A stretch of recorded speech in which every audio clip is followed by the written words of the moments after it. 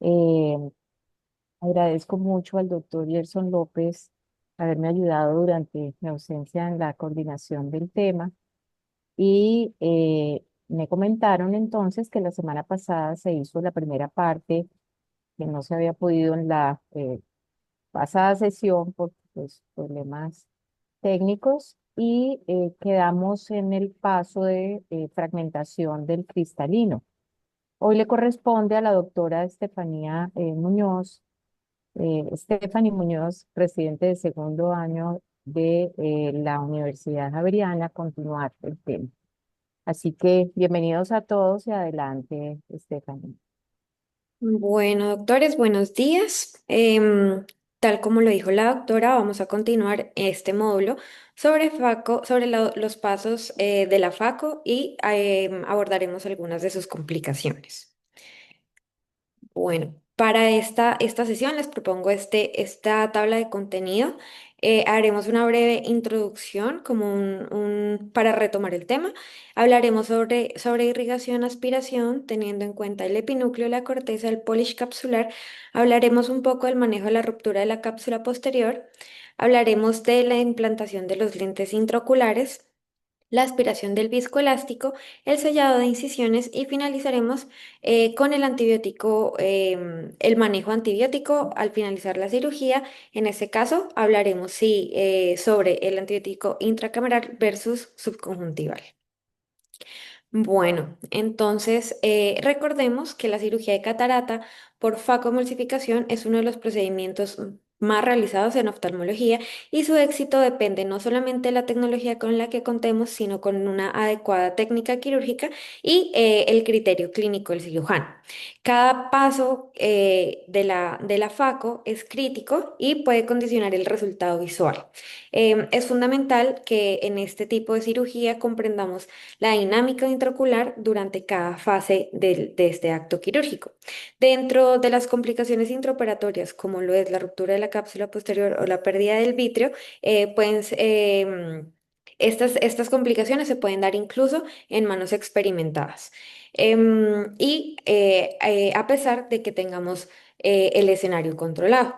Entonces, es también muy importante que revisemos todos estos pasos para que logremos hacer un enfoque práctico y veamos a qué nos estamos enfrentando. Entonces, el objetivo de esta charla también es que discutamos algunas estrategias para prevenir y manejar esas complicaciones más frecuentes. Bueno, cuando hablamos de la irrigación y de la aspiración, entonces vamos a hablar principalmente de la extracción de la corteza residual a la facomulsificación. Y esto confiere un riesgo importante de ruptura de cápsula posterior. Aquí vamos a hablar, vamos a hacer un mini abordaje anatómico y es que vamos a dividir esta parte en dos capas, una capa supranuclear y una que se refiere a la corteza periférica. Cuando hablamos de esa capa supranuclear estamos hablando del epinúcleo y esta región por lo general va a ser más blanda se refiere a esa parte que continúa de la corteza que continúa, que rodea el núcleo y principalmente se genera por la hidrodelaminación que hemos hecho previamente. Cuando hablamos de la corteza periférica, entonces hablamos de ese contenido que se encuentra debajo de la cápsula anterior, en la región ecuatorial y va a cubrir, nos va a ayudar a recubrir esa cápsula posterior. Por lo general, este tejido es más fibroso. Es importante que hagamos el retiro de estas masas, como lo refiere la literatura, porque esto nos va a disminuir ese riesgo de opacificación de la cápsula posterior y también nos va a disminuir la inflamación postoperatoria, ya que cuando hacemos este procedimiento se liberan ciertas proteínas que inmunológicamente pueden ser reconocidas como antígenos. Entonces, em, Cuando hablamos de la irrigación y de la aspiración, entonces en cuanto a la aspiración, por lo general estos instrumentos tienen un orificio lateral de 0,3 milímetros, lo que va a generar una mayor eficiencia y un menor atrapamiento de la cápsula posterior. Tenemos dos grandes grupos, como la técnica coaxial y la técnica bimanual. En cuanto a la coaxial, se refiere que hay una coexistencia de la irrigación y de la aspiración en una pieza de mano. El problema de estas herramientas es que nos va a dificultar esa aspiración o ese manejo subincisional.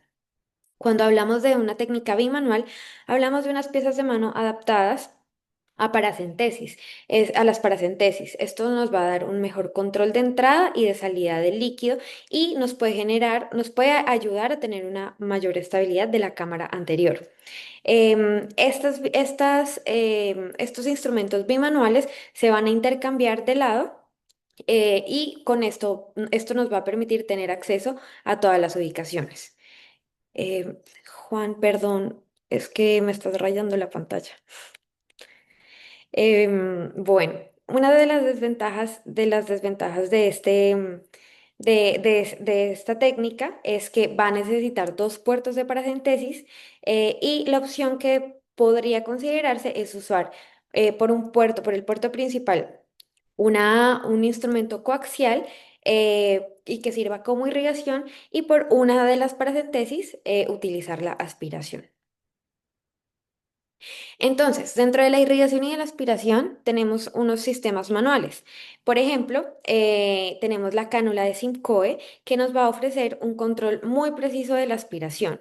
Entonces, con este sistema sí se pueden expulsar algunos fragmentos móviles de la corteza del instrumento. Pero, y una de las como debilidades es que es muy rígida y tiene una forma lineal y no nos va a permitir pues tener como todo el acceso, sobre todo en la parte subincisional. Aquí en este video es para que veamos esta cánula de Simcoe que realmente pues es lineal y es muy rígida. Mm, al ser tan lineal y rígida, pues nos puede generar una distorsión corneal y esto nos va a quitar visión y esto se podría traducir en que podría haber una fuga mediante la incisión. Bueno, ya cuando hablamos entonces de otro tipo de instrumento, entonces tenemos las coaxiales automatizadas, ya no son los sistemas manuales, y aquí va a haber una diferencia entre si son blandas o si son metálicas.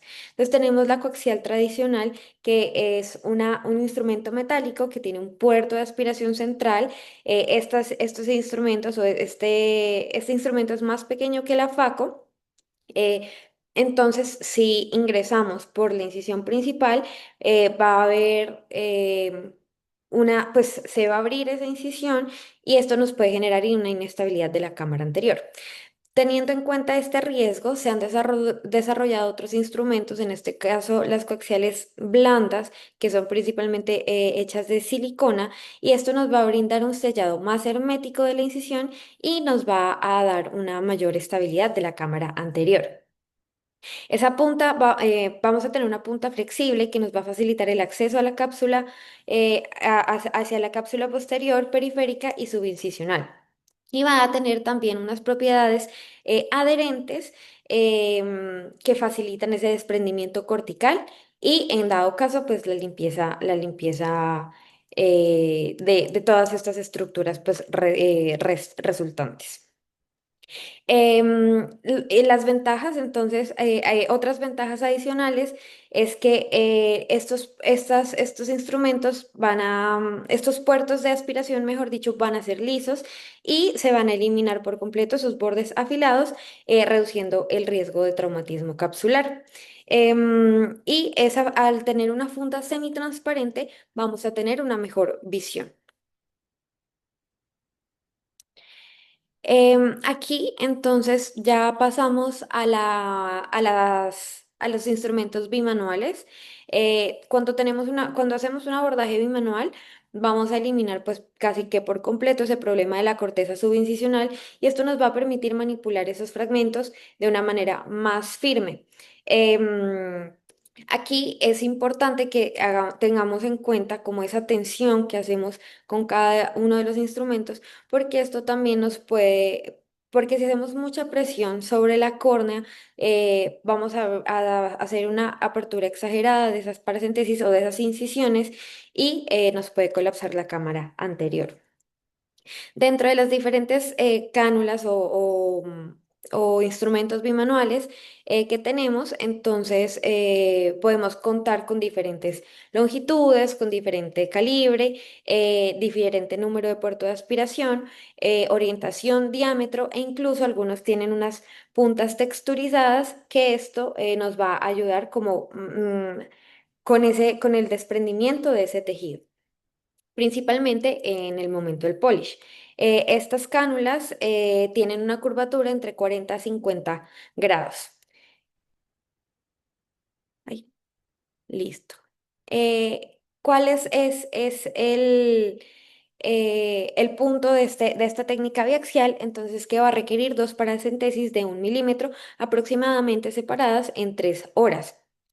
Lo que les comentaba previamente, en este caso no podríamos utilizar la incisión principal porque esta es más grande, lo que nos condicionaría una fuga incisional significativa y perderíamos esa estabilidad de la cámara anterior. Cada instrumento nos va a dar un ángulo de acceso a la corteza de aproximadamente 270 grados, que y lo que hacemos es intercambiar estos instrumentos de paracentesis y así lograr tener un mayor acceso. Hay una técnica para la realización de esas paracentesis, que es pues buscando evitar esa distorsión corneal y que esas paracentesis se mantengan impermeables, y es la incisión en reloj de arena, en la que vamos a entrar ligeramente en diagonal y luego se realinea la hoja durante la retracción para crear una incisión en forma de X. Entonces, este es un video sobre la técnica bimanual en la que primero se debe introducir la cánula de infusión siempre. La ubicamos aproximadamente en el centro del saco. Lo que buscamos es mantener como esa cavidad como en un volumen. Ya posteriormente entra la cánula de aspiración, va a cruzar la línea media para ir a buscar esos fragmentos contralaterales.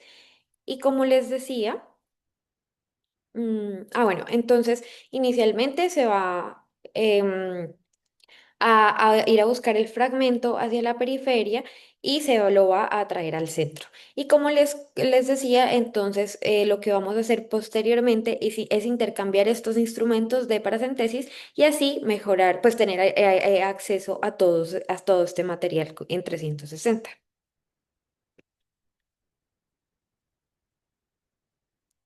Dentro del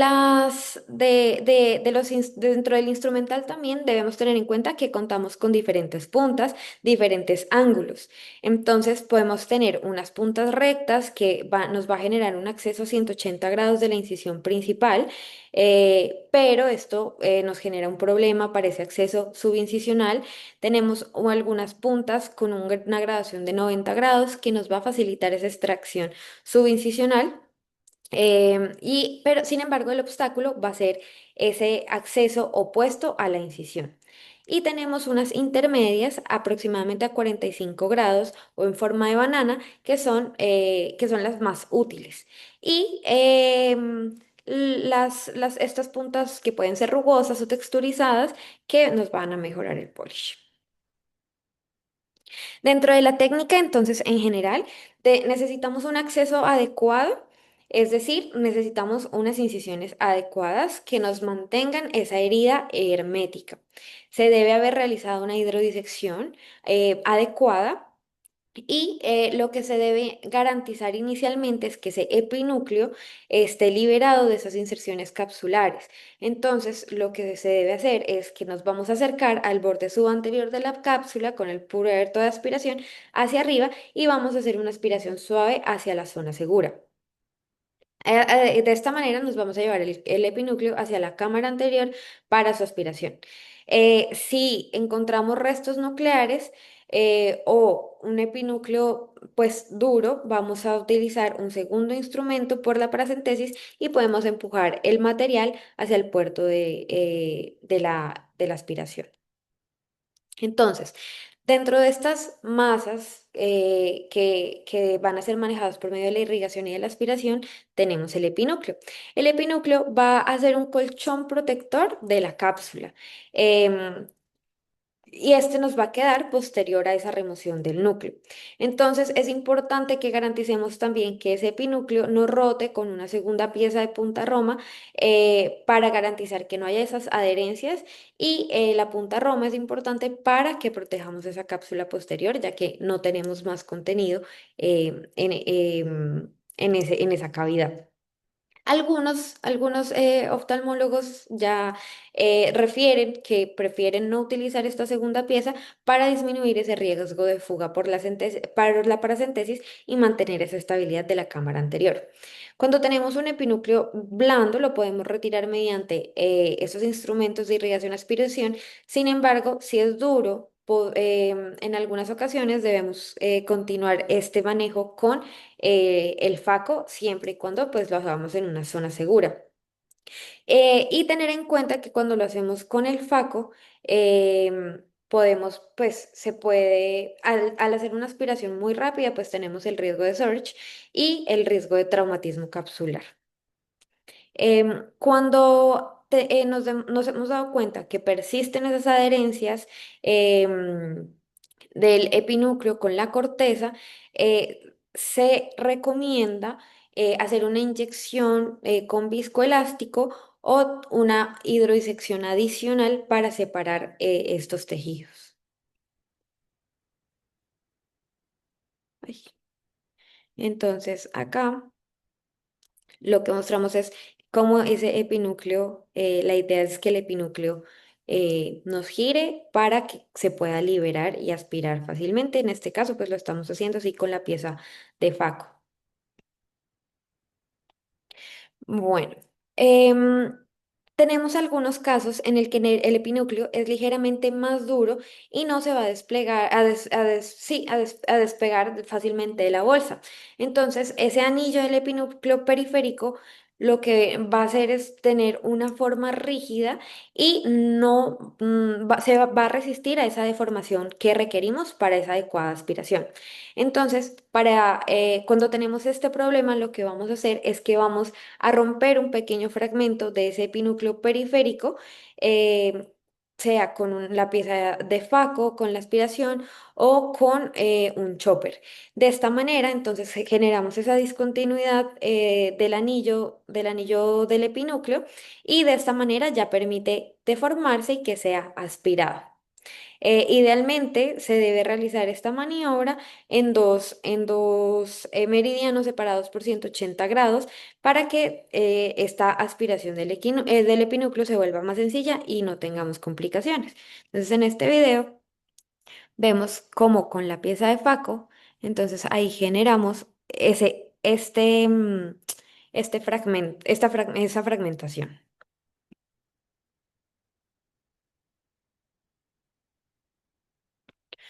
Bueno, cuando vamos a aspirar ese epinúcleo periférico, entonces es importante que no usemos esa pieza de Faco porque nos va a generar un riesgo muy alto de daño capsular. Para esto necesitamos esos instrumentos de irrigación y de aspiración en ese abordaje periférico en el que vamos a llevar este tejido desde el centro, desde la periferia hasta el centro, buscando ese desprendimiento de las adherencias corticocapsulares. El puerto de aspiración va a estar orientado hacia adelante, así de esta manera vamos a disminuir el riesgo de traumatismo capsular. Como les comentaba, este puerto pues es más pequeño y en algunos casos tiene una orientación lateral para alcanzar todo este material sin riesgo de aspirar más periféricamente o profundamente y que lesionemos la cápsula posterior. Ya cuando tenemos definitivamente ese pinúcleo liberado, entonces ya lo podemos aspirar. Bueno, otro de los tejidos importantes aquí en irrigación y aspiración es la corteza. Aquí vamos a hablar de tres términos básicamente, de cuatro términos básicamente: la adquisición, el acceso, la adquisición, la manipulación y la eliminación.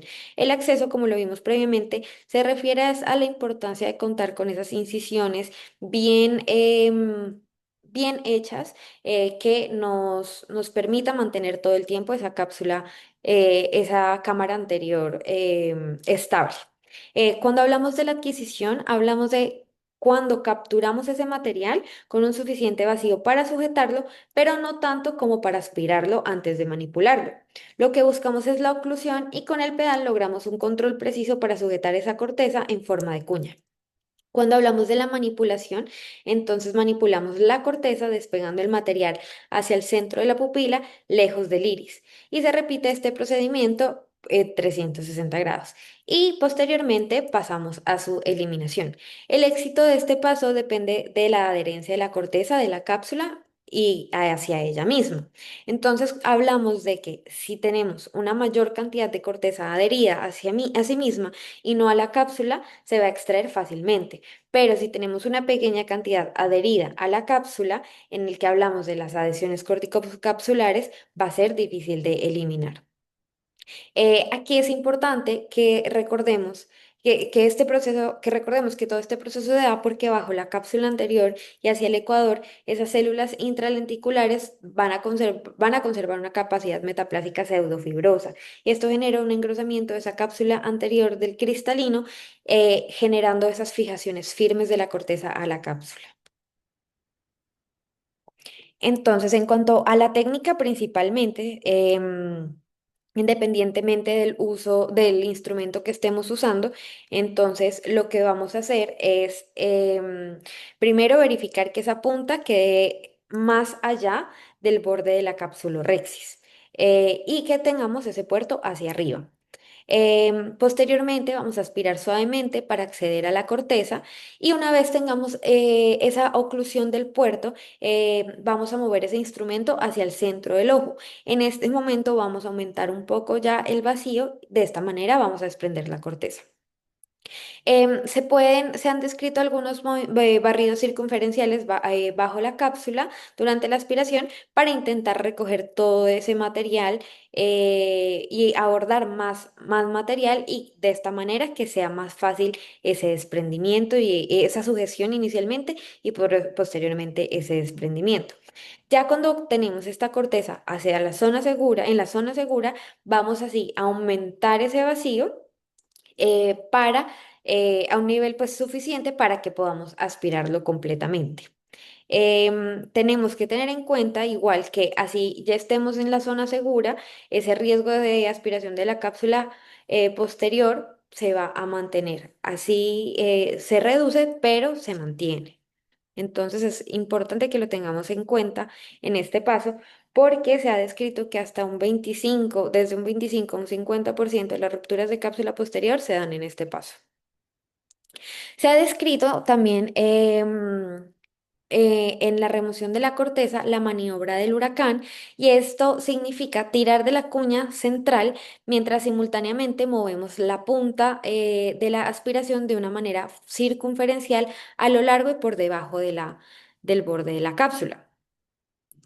Em, Como lo vemos en este video, entonces ellos comparan este movimiento casi en tres, pues intentando abarcar la mayoría de cuadrantes, lo que se compara con el movimiento de un huracán.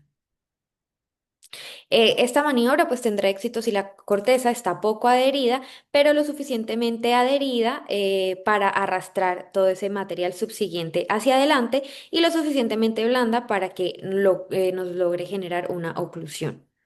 Acá en este video de abajo también lo vemos.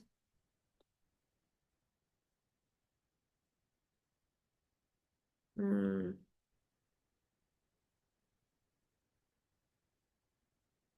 Entonces la idea es hacer como el movimiento del huracán que se ve un poco más claro en el video de arriba. Las ventajas de este movimiento es que se va a generar un movimiento tangencial que va a reducir esa tensión sobre la zónula en comparación con la extracción centrípeta estándar que sí nos genera esa tracción sonular. Bueno, cuando tenemos una corteza densa que es resistente a la aspiración, esto nos va a conferir un desafío. Lo que podemos hacer es apoyarnos en un segundo instrumento para aplastar ese material retenido en la punta del puerto y de esta manera desplazarlo y que sea retirado por aspiración o también lo podemos desplazar hacia la incisión y se puede retirar por medio de la incisión principal usando el viscoelástico. Si tenemos es una cuña cortical más grande o un fragmento epinuclear, entonces, como lo hablamos previamente, pues debemos, pues definitivamente usar la punta del faco. Y en algunos casos, o algunos oftalmólogos recomiendan colocar ese lente intraocular antes de retirar la última porción para mantener esa protección a la cápsula posterior. Em, Acá tenemos algunos retos, que es, por ejemplo, esa corteza subincisional cuando ingresamos con una coaxial. Entonces, lo que va a requerir esta coaxial, pues va a ser una rotación posterior, pero esto puede ser un movimiento peligroso. Aquí lo que se recomienda principalmente es el uso de esas puntas anguladas, principalmente de silicona, para tener una mayor eficiencia y una seguridad. Vamos entonces a orientar esa punta ligeramente en diagonal y posteriormente posteriormente lo vamos a ubicar debajo de la cápsula rexis. Esto nos va a permitir pues ese acceso subincisional directo lo más cercano posible.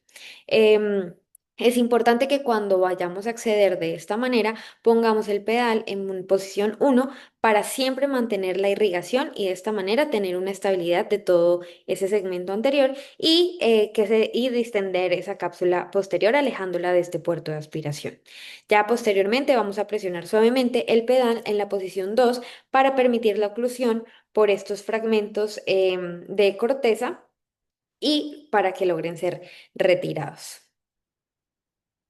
Es importante, lo que se recomienda en la literatura es que siempre hagamos el retiro de la corteza subincisional de primeras, porque cuando hemos retirado todo este material, inmediatamente lo que va a tender a hacer el ojo es que esa cápsula anterior se va a colapsar con la posterior, se van a juntar y si no hemos retirado todavía ese material subincisional, definitivamente va a ser mucho más difícil. Otras de las como de los instrumentos o de las opciones que tenemos en estos retos a los que nos enfrentamos es el uso de la cánula de irrigación en J. McIntyre Binghurst de 26, de un calibre de 26. Entonces, esta cánula se va a adherir o se va a fijar a una jeringa de 5 cc llena de solución salina balanceada.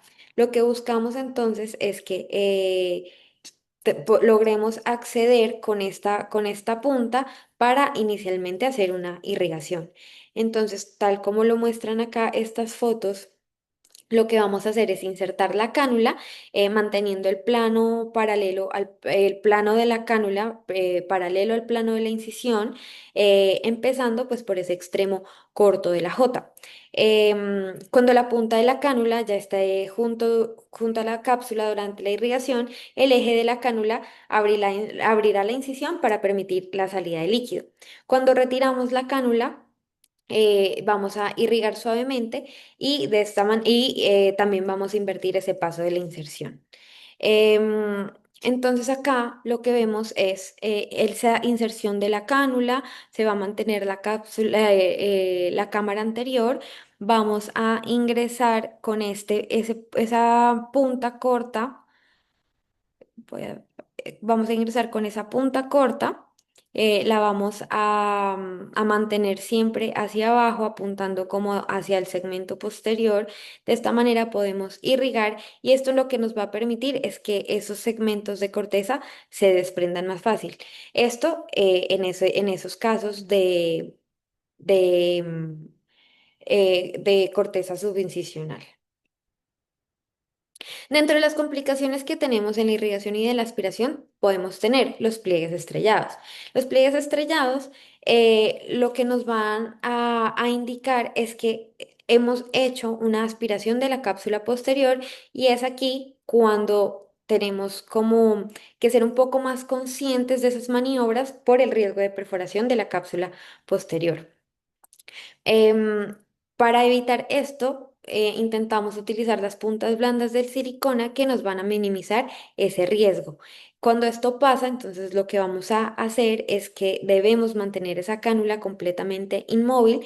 El pedal lo vamos a mover de la posición 2 a la posición 1. En estos casos podemos generar un reflujo y de esta manera liberar la cápsula. Si definitivamente los pliegues estrellados no desaparecen, debemos activar ese panel de reflujo que por lo general lo tenemos lateral.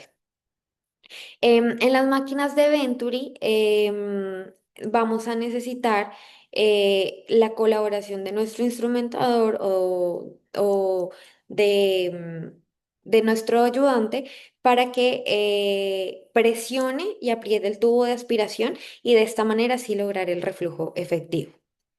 Entonces vemos acá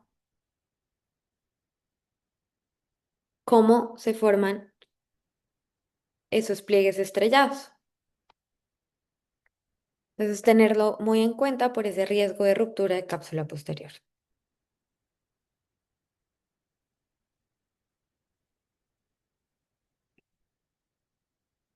Otra de las complicaciones que podemos tener en este paso es la diálisis sonular. Es importante que reconozcamos los factores de riesgo antes en toda esta evaluación preoperatoria. Entonces, hablamos de pacientes que tienen riesgo de diálisis sonular, esos pacientes con edad avanzada, que han tenido traumas, que han tenido ya pues han sido llevados a inyecciones intravítreas o a vitrectomía en pacientes con miopía magna, pacientes con cataratas brunescentes, pacientes con síndrome de pseudoexfoliación, pacientes con retinosis pigmentaria, aniridia, colobomas o pacientes con síndrome de Marfan, la homocistinuria, los síndromes de Weill-Marchesani y el síndrome de Ehlers-Danlos. Entonces, en la diálisis sonular, lo que vamos a ver como una alarma es un cambio de la forma del borde de la capsulorhexis que se va a aplanar a medida que las células locales se van a estirar o se van a romper. Cuando vemos esto, lo que debemos hacer es liberar esa oclusión, llevar el pie a posición 1 y así la cápsula va a regresar rápidamente a la posición. Entonces, en esta imagen de arriba, en la imagen de la izquierda, entonces vemos inicialmente esa aspiración normal en la que se desprende esa corteza como como en una base triangular. em, pero en la imagen de la derecha ya vemos cómo hay ese aplanamiento, vemos ese aplanamiento y como ese borde muy recto que nos hablaría de que realmente no estamos aspirando corteza, sino que estamos generando esa diálisis sonular. En este video,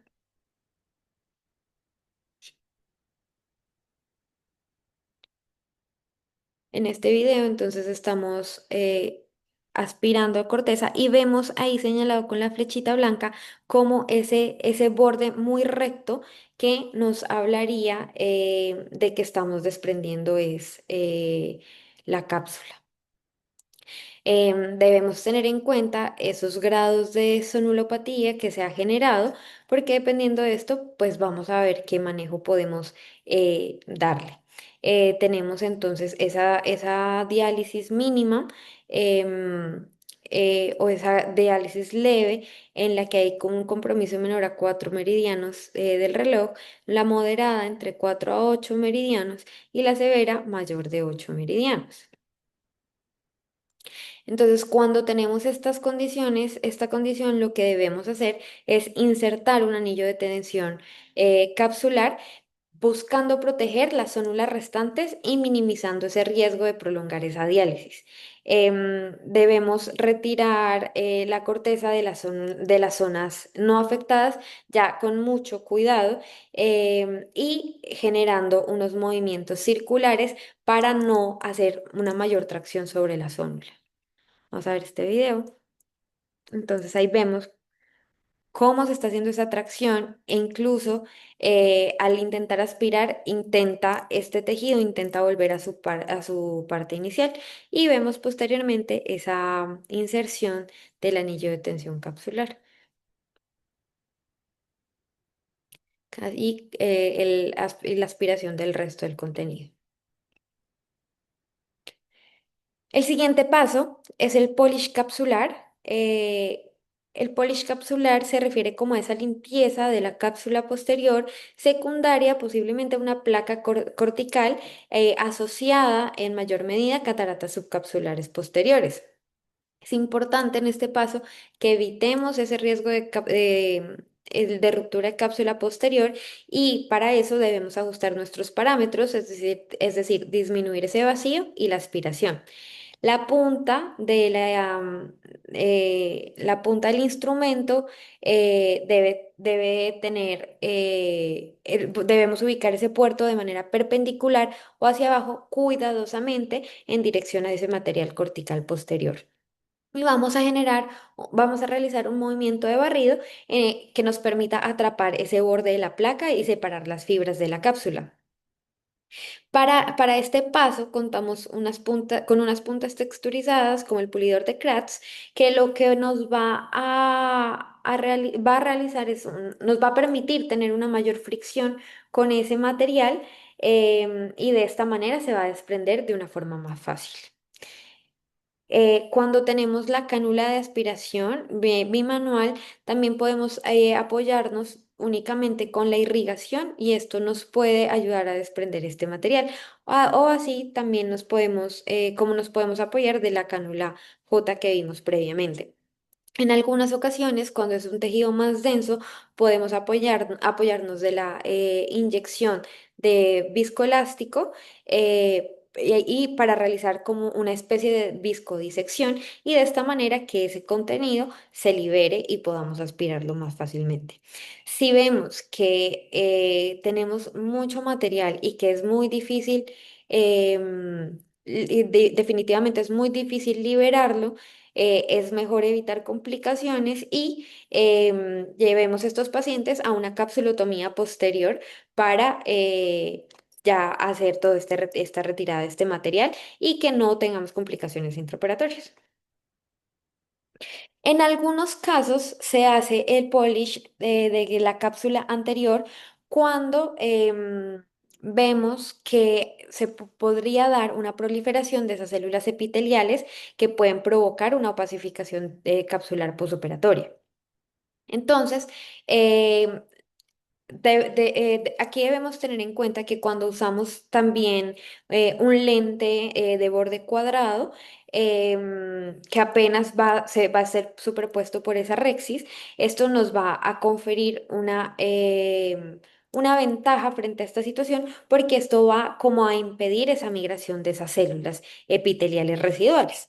Em, Cuando tenemos esa migración de esas células o cuando estas células empiezan a ubicarse de esta manera en esta cápsula anterior, pueden generar fimosis y esto va a ser referido por el paciente como un deslumbramiento muy molesto. Al contrario, también esa proliferación de este tejido nos puede generar como una contracción y esto nos puede generar un movimiento del lente.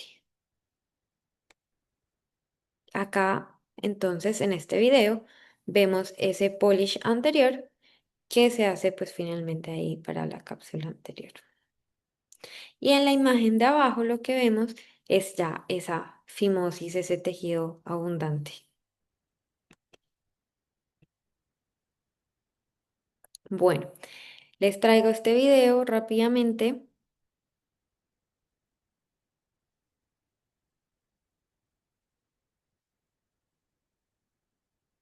para que veamos qué pasó aquí.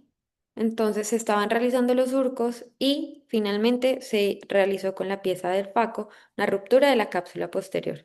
Este video pues es como la introducción a este siguiente paso que vamos a hablar de la ruptura de la cápsula posterior. Entonces, es importante que antes que hagamos siempre ese abordaje preoperatorio del paciente y que ya desde antes identifiquemos esos pacientes con riesgo de ruptura capsular posterior. Entonces, hablamos de pacientes de alto riesgo, pacientes con una edad avanzada, por lo general de sexo masculino, que usen medicamentos alfa agonistas, que hayan tenido un trauma previo, una vitrectomía previa, pacientes con glaucoma, pacientes con pupila pequeña, por lo general asociadas a diabetes, pacientes con cámaras estrechas, pacientes con una cápsula anterior fibrótica. Pacientes que nos llegan a la consulta con una catarata dura, brunescente o polares posteriores, pacientes con facodonesis que identificamos en la consulta o pacientes con síndrome de pseudoexfoliación o con pobre reflejo rojo.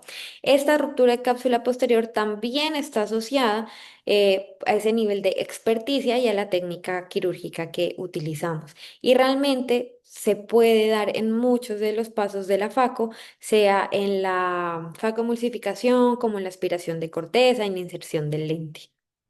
Entonces es una complicación que debemos tener muy presente alrededor de toda la cirugía.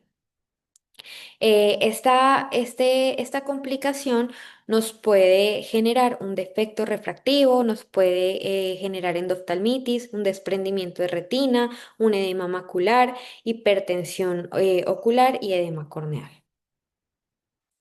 Entonces, es importante que identifiquemos como esos signos que nos pueden hablar de la ruptura capsular posterior. Entonces, siempre debemos buscar como visualizar ese borde de la ruptura y evaluar si tenemos definitivamente presencia de vitrio en la cámara anterior y esto lo vamos a hacer con una esponja de Wexel. Em, Tenemos algunos signos indirectos, como es la profundización o el aplanamiento brusco de la cámara anterior, una disminución transitoria de la midriasis, que veamos ese aleteo iridiano, que tengamos una dificultad para traer esos fragmentos, dificultad para rotar el núcleo que previamente estaba móvil, que tengamos una movilidad lateral excesiva del núcleo o variaciones en el reflejo rojo. Es importante que lo identifiquemos rápidamente para disminuir esa tracción que el vitrio puede estar generando y hagamos el corte tempranamente.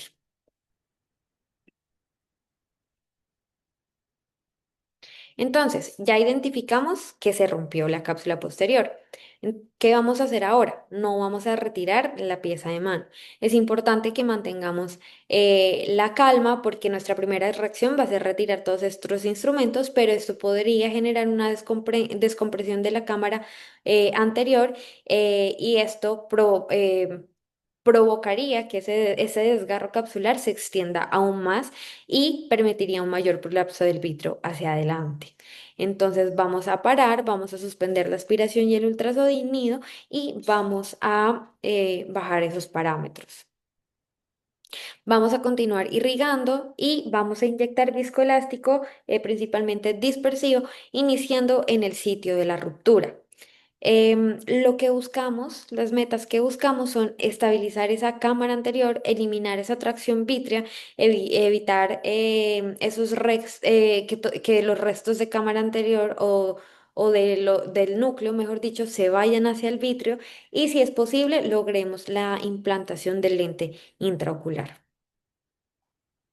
Ya una vez hecho todo esto, ya podemos retirar la pieza de mano y ahora sí vamos a a identificar el paso a seguir. Si vamos a realizar una capsulorhexis posterior, una vitrectomía anterior o definitivamente si necesitamos ayuda.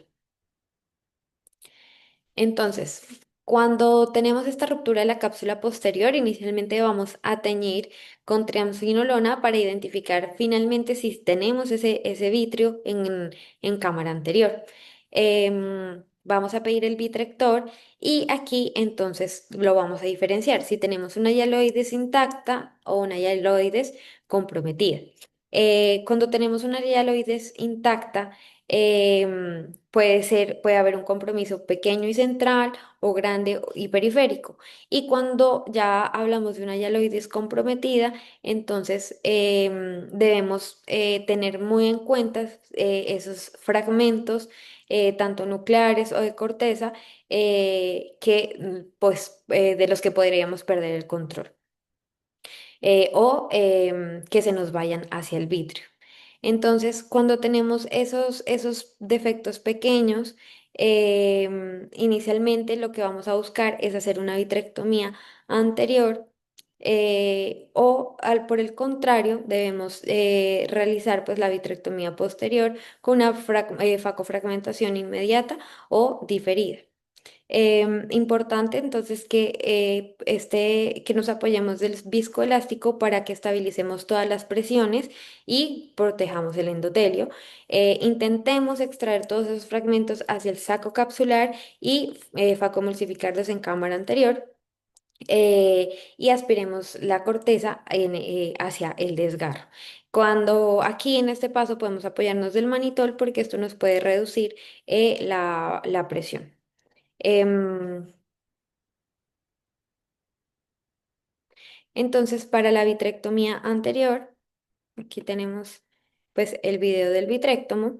Entonces, aunque esta pieza de mano del vitrectomo suele incluir tanto los terminales de irrigación como aspiración de una forma coaxial, la vitrectomía anterior siempre se debe realizar por dos vías, separando tanto la vía de infusión de la vía de corte.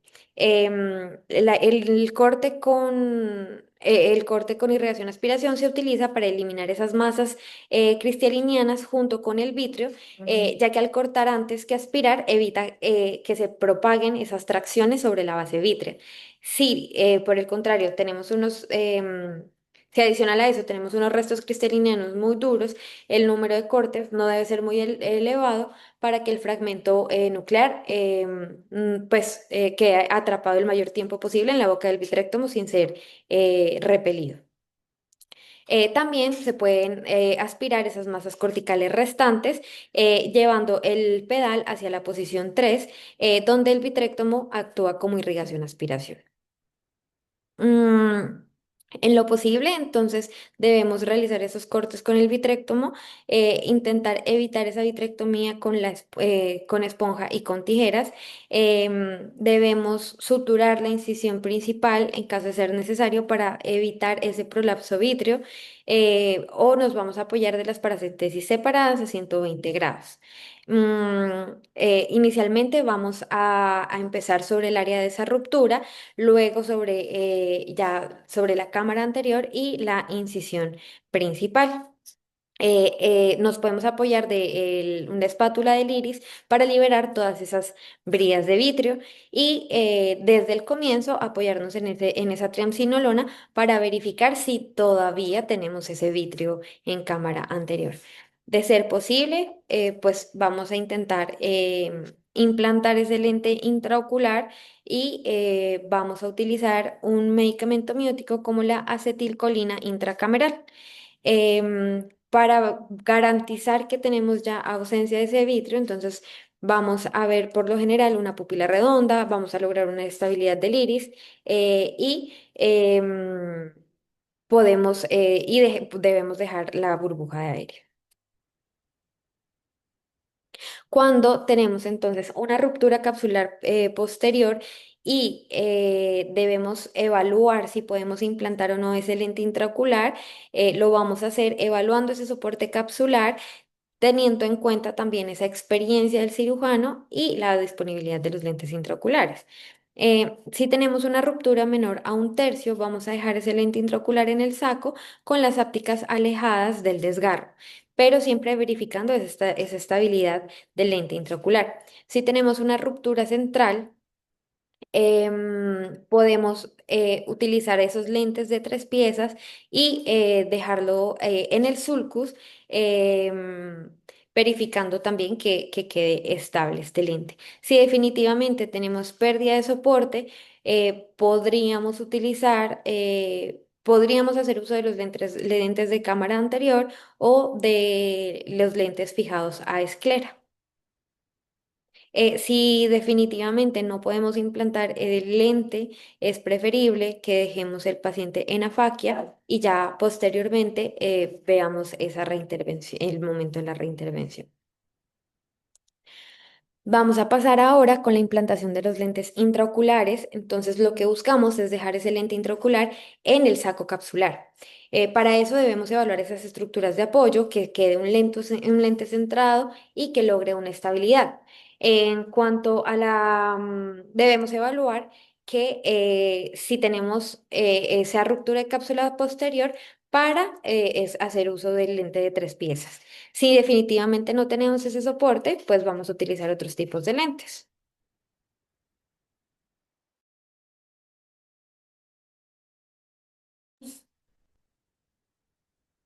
En cuanto al diseño de los lentes intraoculares, entonces tenemos variedad de lentes. Tenemos dentro de estos los plegables monopieza o los de 3 piezas. Tenemos ese diseño de lente intraocular con una óptica, que es la parte central, y las ápticas, que son las paticas de los lentes y las que nos van a dar ese ajuste del lente. Actualmente estos lentes tienen ese borde cuadrado para prevenir esa opacificación de la cápsula posterior. Em, Sin embargo, cuando dejamos estos lentes que no están, como no son los apropiados para dejarlos en el sulcus, podemos generar el síndrome UGH, que es en el que se presenta una iritis por roce, se puede generar un glaucoma por dispersión de pigmento que nos va a bloquear la malla trabecular y sangrado del iris. Y en este síndrome entonces vamos a encontrar uveitis, glaucoma e ifema. En esta imagen de abajo vemos el de la imagen izquierda, vemos un lente monopieza y en la de la derecha un lente de 3 piezas. 3 piezas se refiere a la óptica y que las ápticas van a ser segmentos pues separados. En cuanto a la implantación del lente, entonces cuando tenemos un lente biconvexo con unas ápticas que no están arqueadas, ópticamente realmente no tendríamos una diferencia en la dirección de la inserción.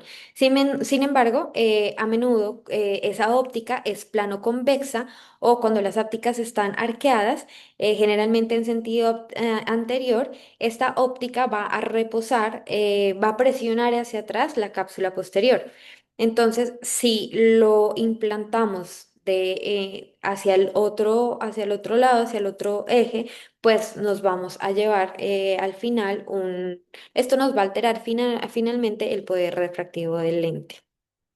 La forma de insertar ese lente es en el que las ápticas formen una Z, como la imagen de acá abajo, y no una S.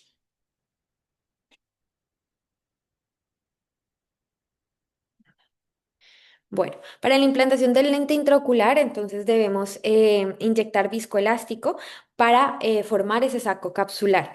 Importante es que no debemos como hiperllenar esa cámara anterior para no generar tampoco un aumento de presiones y es importante que pongamos viscoelástico en ese iris subincisional para de esta manera empujarlo hacia atrás y que no nos vaya a atrapar el lente y proteger el endotelio. Inicialmente vamos a dirigir el lente o la colocación de la óptica principal en el saco para evitar ese riesgo de desgarro de la cápsula posterior. Según el inyector que utilice cada lente, vamos a requerir o no la ampliación de la incisión y esto lo vamos a hacer con unos cortes laterales, pero lo importante es que esas incisiones siempre conserven esa arquitectura autosellable. Cada lente tiene su sistema de inyección personalizado y es importante que lo montemos según las instrucciones para evitar, por ejemplo, atrapamientos de la segunda áptica entre el émbolo y la parte de la pared del cartucho u otras complicaciones. Em, Acá en este video, entonces vemos cómo se monta ese lente y este cartucho, en este caso, nos indica mediante ya tiene como impreso ese dibujo del lente para que lo, lo ubiquemos de esta manera, tal como nos lo dice el manual. Acá. Entonces tenemos un video sobre la inserción del inyector. Entonces el inyector lo vamos a colocar siempre con el bisel hacia abajo, justo detrás de la incisión. Vamos a presionar ligeramente y en algunos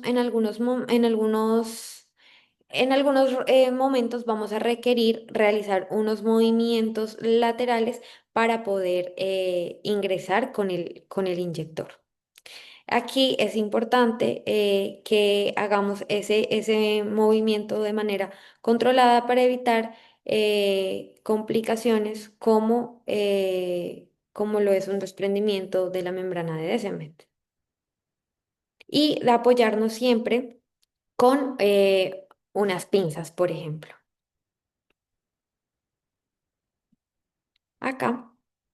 En este video. Entonces ya hemos ingresado con el inyector y vamos a colocar el lente en el saco capsular.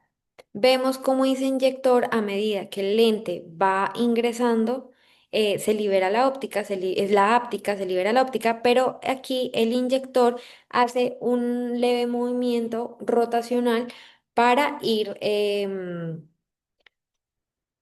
para que ese lente intraocular se vaya desplegando como pues con una mejor configuración. Y lo que vemos es como esa manipulación rápida del lente para que se vaya desplegando y que la áptica posterior no nos vaya a quedar anterior a esa capsulorhexis, a esa cápsula anterior o que no nos vaya a quedar en una ubicación donde realmente no lo queremos. Acá, entonces vemos como esa áptica posterior no nos queda, pues no se despliega rápidamente, sino que pues lo manipulamos y lo que buscamos siempre es que logremos ver esa cápsula rexis por encima de esas ápticas. Entonces ahí inicialmente no se despliega, lo acomodamos y ya aquí seguimos el recorrido de la flecha en el que vemos cómo la cápsula rexis está anterior al lente.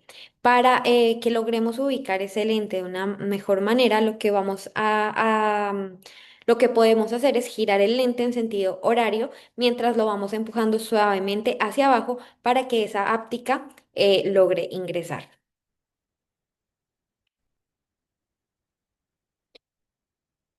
Sí, definitivamente la áptica posterior queda por fuera. Otra de las complicaciones, mejor dicho, que se pueden presentar es que esa áptica posterior quede por fuera incluso de la incisión.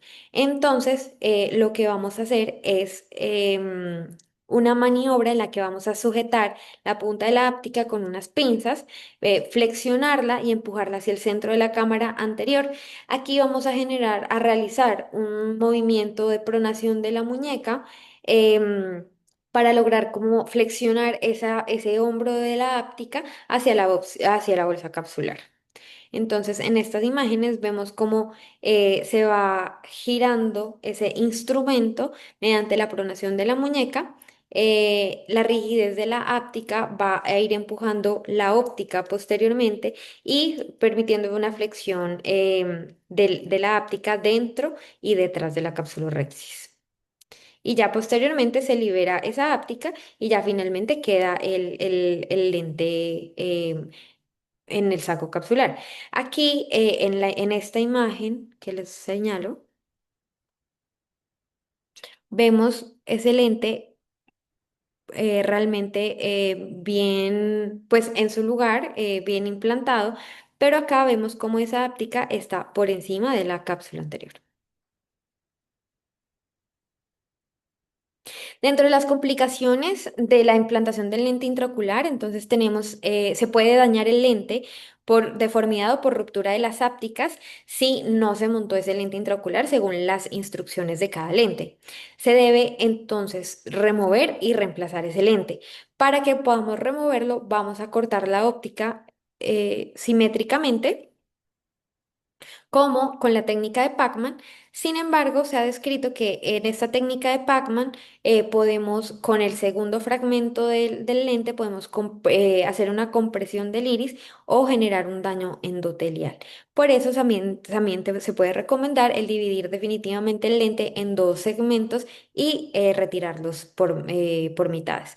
Aquí, con unas tijeras de Osher, vamos a cortar el lente. Esta es la técnica de Pacman en la que no se corta el lente completamente, sino que queda adherido en uno de sus extremos y inicialmente se retira el primer segmento seguido del segundo segmento. Otra de las complicaciones es esa implantación del lente en sulcus. em, Cuando tenemos un lente monopieza, que estos no son los indicados para esta ubicación, vamos a tener una movilidad y un descentrado del lente. Esto, como lo hablábamos previamente, nos puede generar una rosadura del iris, generando una uveitis, glaucoma e ifema, y podemos tener un desplazamiento miópico de -1 dioptrías. Cuando tenemos cuando estamos ante este escenario, debemos remitirnos a utilizar una técnica de captura óptica en la que las ápticas de la lente intraocular se van a colocar en el sulcus y la óptica se captura o se fija a través de una apertura en la capsulorhexis anterior. Entonces, acá vamos a ver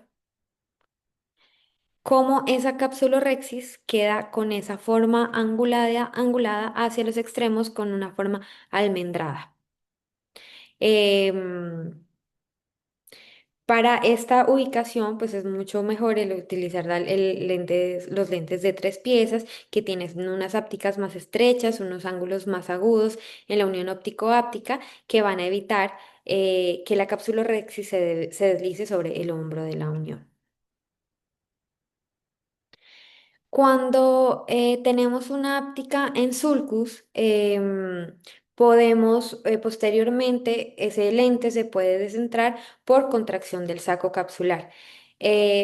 Como los signos para evidenciar si ese lente, si esa áptica está en sulcus, es que vemos que la capsulorhexis no es redonda, el lente intraocular no gira libremente y debemos modificar su localización inyectando viscoelástico y haciendo ese movimiento rotatorio.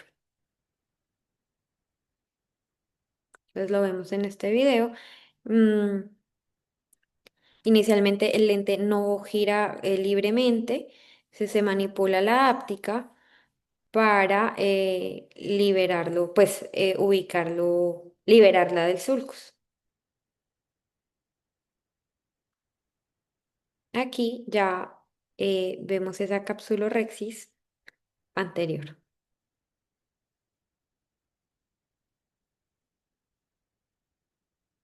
Otra de las complicaciones que se pueden presentar es el lente intraocular invertido en algunos tipos de lentes en los que esa orientación anterior-posterior debe ser correcta. Entonces, lo que se va a hacer es intentar voltear ese lente de manera bimanual con dos instrumentos, pero es importante que llenemos este saco y la cámara anterior con viscoelástico para evitar daño estructural.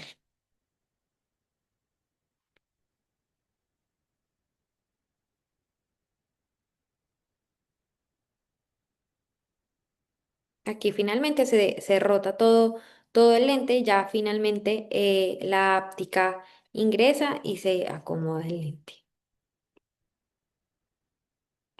El siguiente paso, posterior a la implantación del lente intraocular, es la remoción del viscoelástico.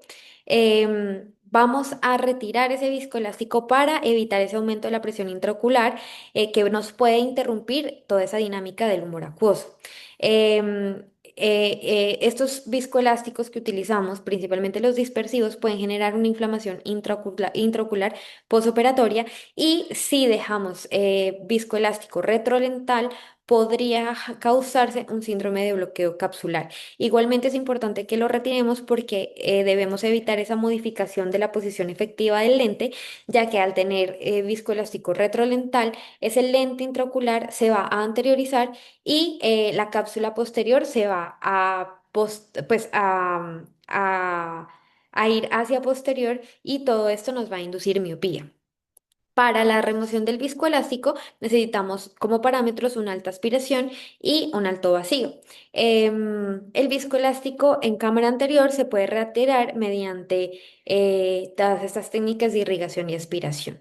Lo que buscamos para verificar ese retiro de esa remoción del viscoelástico efectiva es que la cámara anterior esté libre de esas vetas móviles del viscoelástico, el lente intraocular se mueva con la irrigación y si tenemos un atrapamiento retrolental, si definitivamente nos damos cuenta que tenemos un atrapamiento retrolental, debemos realizar una suave oscilación de la lente con la punta de irrigación-aspiración. Entonces, en este video ya se coloca, implantamos el lente y todo esto todas esas vetas, ahí vemos cómo la aspiración termina retirando todo el viscoelástico, disminuyendo esas vetas en cámara anterior. Hacemos una leve presión con el lente hacia posterior para que ese viscoelástico retrolental se libere e ingrese a cámara anterior y lo podamos liberar más fácil, lo podamos aspirar más fácilmente. Esa presión debe ser muy sutil porque igual en este paso podemos romper la cámara, la cápsula posterior. Y acá, en este video, con una cánula de Simcoe, vemos cómo aspiramos ese viscoelástico retrolental siempre con el puerto de aspiración hacia anterior, no hacia posterior.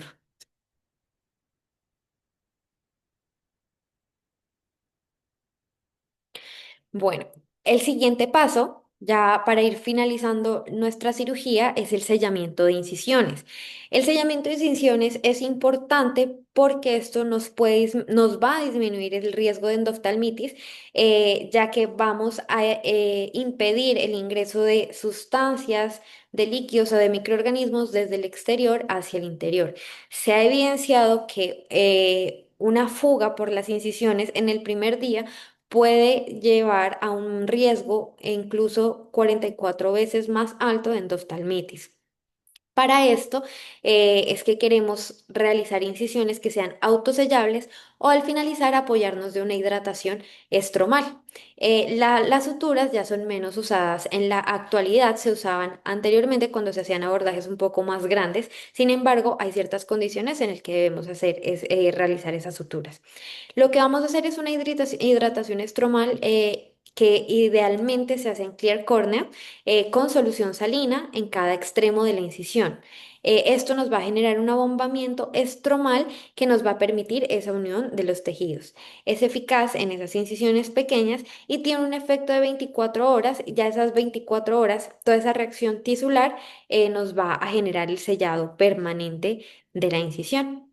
Entonces aquí está, lo que hacemos es hidratar mediante ese contacto de la cánula con la pared de la incisión.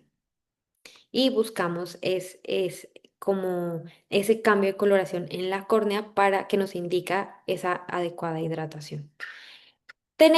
Se ha venido utilizando la incisión de hidratación de Wong, que es una incisión de espesor parcial sobre la incisión principal. Esta incisión lo que busca es ejercer una depresión descendente y mantener sellada esa incisión principal. Entonces, en este video Aquí hacemos la incisión principal y un poco más hacia arriba hacemos esa incisión de Wu, que es de espesor parcial. Ya para finalizar la cirugía, entonces lo que vamos a hacer es hidratar esa incisión de Wu,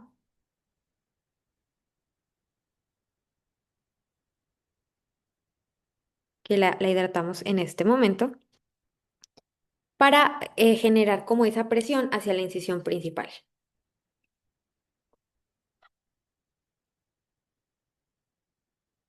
En cuanto a esto, se realizó este estudio prospectivo con 66 ojos de 48 pacientes, asignando aleatoriamente 33 ojos para cada grupo, uno hacia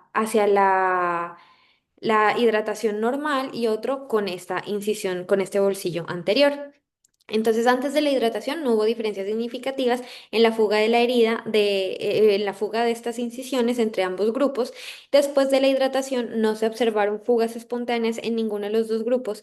Sin embargo, posteriormente, cuando aplicamos presión directa al labio superior de la incisión, en el grupo de ese bolsillo anterior, de esa incisión de Wang, solamente uno de esos ojos presentó fuga, mientras que en el resto de los ojos 28 presentaron fuga. Esto nos representa una reducción del 97% en la fuga para esos pacientes en los que se realiza esa incisión del bolsillo anterior, comparado con las incisiones de técnica pues convencional. Es importante que una vez hayamos hecho esa hidratación de las incisiones, chequemos si realmente hay una integridad de esa incisión y para eso vamos a presionar, aplicar presión en el ojo lejos de la incisión, buscando que no haya fugas.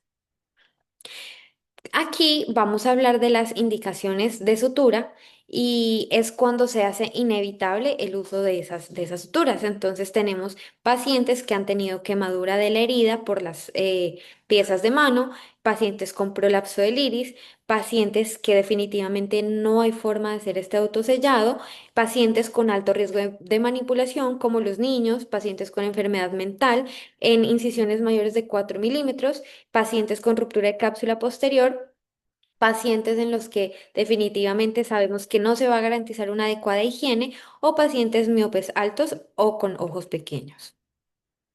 En cuanto a la sutura, entonces se ha intentado como reevaluar esta parte por esa inducción alta de astigmatismo, el disconfort posoperatorio, la inflamación, el riesgo de neovascularización y el riesgo de infección. Cuando definitivamente debemos acudir a las suturas, entonces las vamos a realizar mediante una sutura de monofilamento no absorbible como el nylon 10 ceros. Inicialmente vamos a hacer tres anudadas. Vamos a realizar una sutura en el centro de la incisión. Es importante que tengamos una tensión adecuada en el que verifiquemos que no haya líneas de estrés en la córnea y que dejemos ese nudo oculto bajo la conjuntiva para evitar todas estas molestias. La sutura no debe tener una longitud mayor de 0,5 milímetros y su profundidad va a ser entre un 80 a 90%. Cuando suturamos es importante que vigilemos que no haya encarcelamiento de los tejidos porque esto nos podría generar necrosis y dehiscencia de estos tejidos. Para el retiro de estas suturas, entonces en un posoperatorio sin complicaciones lo vamos a hacer a la semana. Si es un posoperatorio en el que la cirugía tuvo complicaciones, lo vamos a hacer a las 2 a 3 semanas. Pero si es una sutura por una herida por quemadura, vamos a retirar esas suturas hasta 4 semanas después. Importante también que hagamos ese cierre conjuntival si la herida es de más de 3 4 milímetros. También se ha venido estudiando, se ha venido manejando para ese cierre de las incisiones el uso de adhesivos.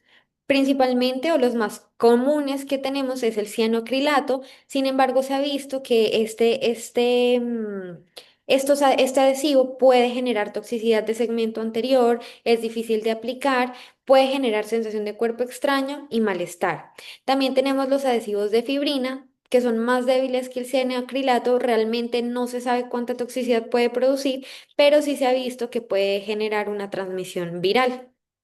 Los nuevos adhesivos que se están utilizando son los adhesivos de hidrogel basados en polietilenglicol que tienen una facilidad de aplicación pues mayor a estos anteriores adhesivos, tienen una polimerización rápida y los pacientes lo toleran bien. En este momento tenemos el Resure que ya es aprobado por la FDA y el Ocusil ya aprobado en Europa. Dentro de las complicaciones, en este sellamiento de las incisiones tenemos el desprendimiento de la membrana de Descemet, que puede variar entre un riesgo entre un 64% a un 25%. Cuando tenemos este desprendimiento de la membrana, va a haber un deterioro de la curación de la herida por daño de la bomba endotelial y lo vamos a ver como una membrana translúcida en la cámara anterior, como lo vemos en esta imagen de arriba, en el lugar, principalmente en ese lugar de la incisión corneal, o podemos ver esa perforación de la membrana. Este desprendimiento va a estar asociado a edema corneal localizado o difuso. Para el tratamiento de este desprendimiento, lo que vamos a hacer es una neumodesemetopexia, en el que vamos a buscar dejar una burbuja de aire que nos genere como una refijación parcial de esa membrana en esos desprendimientos pequeños o en esos desprendimientos que son netamente incisionales. También podemos hacer uso de gases isoexpansibles como el perfluoropropano o el hexafluoruro de azufre en esos desprendimientos de gran extensión. En esta imagen de abajo se trata de una paciente que fue llevada a una FACO, llegó a los controles postoperatorios con un edema importante corneal y al solicitar las imágenes se vio ese desprendimiento de la membrana de Descemet, que lo vemos aquí, todo esto. Bueno, yo no sé si, listo. En esta imagen, entonces, vamos a ver la técnica de esa inyección de la burbuja de aire. Entonces, primero, lo que se debe realizar, entonces, en la imagen A vemos la paracentesis, la incisión, perdón. Lo que vamos a realizar es una paracentesis en el lado opuesto, como lo vemos en la imagen B. Lo que vamos a realizar, hacer antes de inyectar el aire estéril, es expulsar ese humor acuoso por la incisión corneal clara principal. Em, para que aseguremos esa eyección completa del humor acuoso, lo que vamos a hacer es juxtaponer la córnea con el iris durante un corto periodo de tiempo. Esto nos va a exprimir todo ese líquido en el espacio entre el estroma y la membrana de Descemet y asegurar que esa membrana desprendida pueda regresar a su posición original.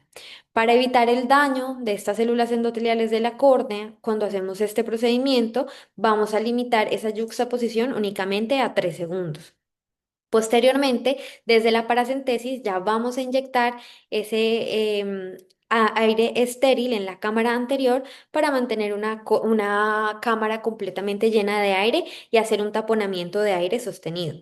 Este taponamiento lo vamos a dejar durante 20 minutos y después se va a expulsar un tercio del aire de la cámara para evitar un aumento de la presión intraocular y evitar un bloqueo pupilar posoperatorio. Algunos oftalmólogos recomiendan el uso de cicloplégicos o realizar iridotomía precisamente para evitar estas complicaciones.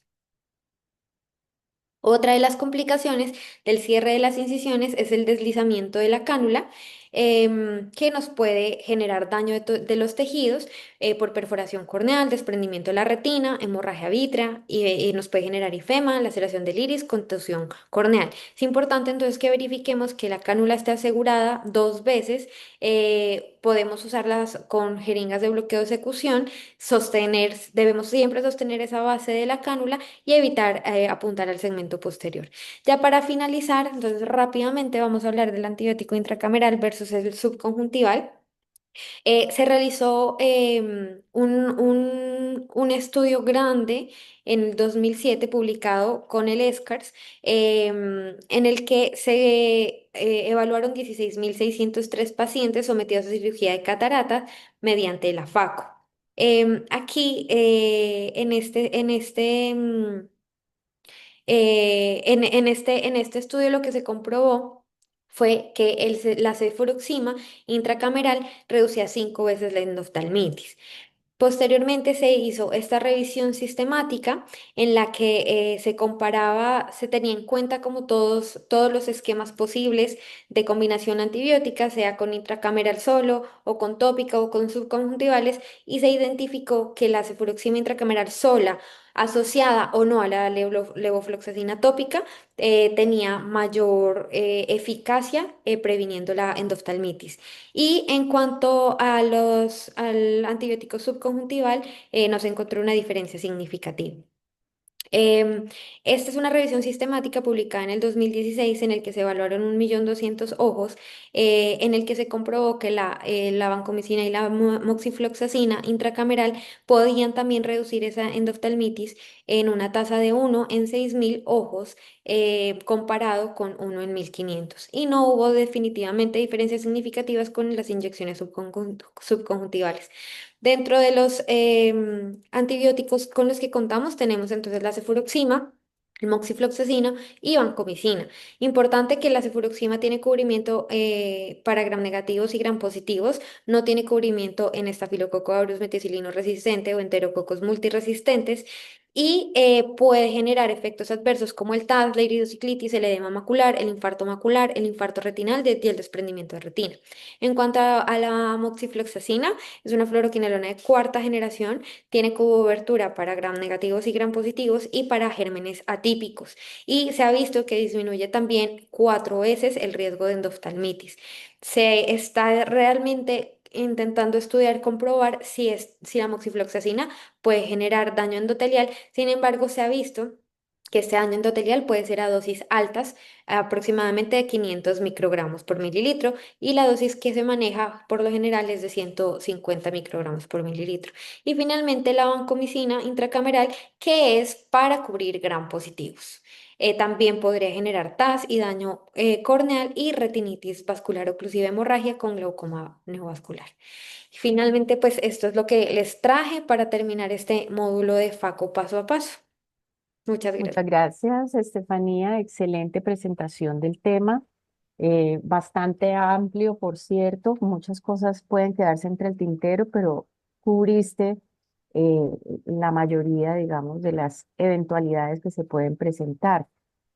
Yo quiero hacer dos rápidos comentarios y quisiera invitar en los poquitos minutos que nos quedan a los otros asistentes, colegas, para comentarios también que enriquezcan esta discusión. Lo primero, hablaste que cuando había ruptura de cápsula posterior y no había posibilidad de un implante seguro en el saco, teníamos la posibilidad o de lentes de cámara anterior o de lentes suturados a esclera. Básicamente los lentes de cámara anterior ya no se usan y Ok. no se usan porque tienen una rata de complicaciones a largo plazo demasiado altas a nivel endotelial. Entonces, eso pues considerarlo. Y lo otro, cuando hablaste del polishing de la cápsula anterior, se debe hacer en los 2 milímetros adyacentes al borde de la rexis, pero no se debe hacer una